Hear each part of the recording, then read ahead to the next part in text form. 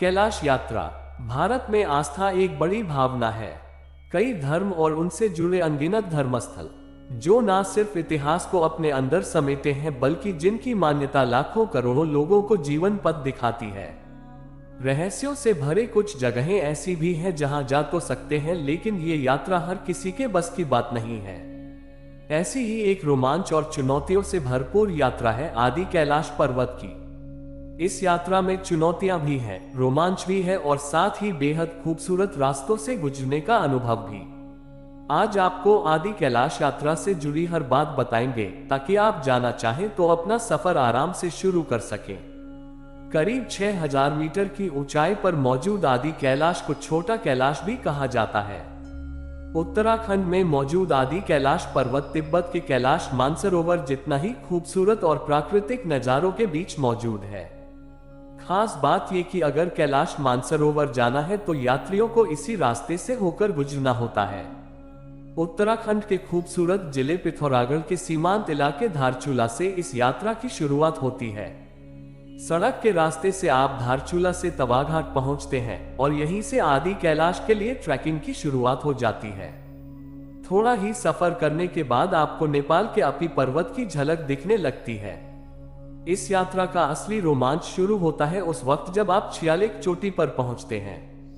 यहाँ की मनमोहक खूबसूरती हर थकान को दूर कर देती है। बर्फ से ढके पहाड़, बुग्याल और रंगों से भरे फूल मन खुश कर देते हैं। इसके बाद अगले पड़ाव के लिए गर्बियांग से गुजरते हुए आप इतिहास की झलकियों से भी रूबरू होते हैं। हालांकि कुछ साल पहले ये छोटा सा गांव लैंडस्लाइड की चपेट में आ गया था, लेकिन अभी भी घरों की नक्काशी देखकर आप चौंक जाएंगे। यहां से नावी होते हुए यात्री गुंजी पहुंचते हैं। इसके बाद कालापानी नदी के रास्ते यात्री गुजरते हैं और इस दौरान नेपाल के अपी पर्वत को देख मन खुश हो जाता है। जिसके बाद यात्री कुंती यांती पहुंचते हैं। इस जगह का नाम पांडवों की मां कुंती के नाम पर रखा गया है। मान्यता है कि स्वर्ग यात्रा के दौरान पांडव अपनी मां के साथ यहां रुके थे। बर्फ से ढके पहाड़ों के बीच बसा ये गांव बेहद खूबसूरत है। करीब 4 दिनों की यात्रा करने के बाद जब यात्री 6000 मीटर की ऊंचाई पर मौजूद आदि कैलाश पर्वत पर पहुंचते हैं तो इसका सम्मोहन हर किसी पर होता ही है। आदि कैलाश के आधार पर स्थित धोती पार्वती झील आपको अलौकिक अनुभव में ले जाती है।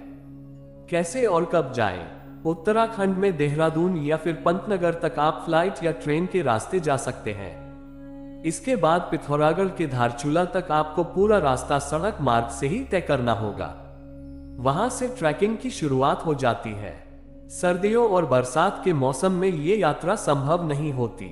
ऐसे में गर्मियों के मौसम में जून से सितंबर तक यात्रा का सबसे उचित समय रहता है। मुझे आशा है कि आपको मेरे वीडियो में साझा की गई जानकारी पसंद आई होगी। कृपया लाइक करें, शेयर करें और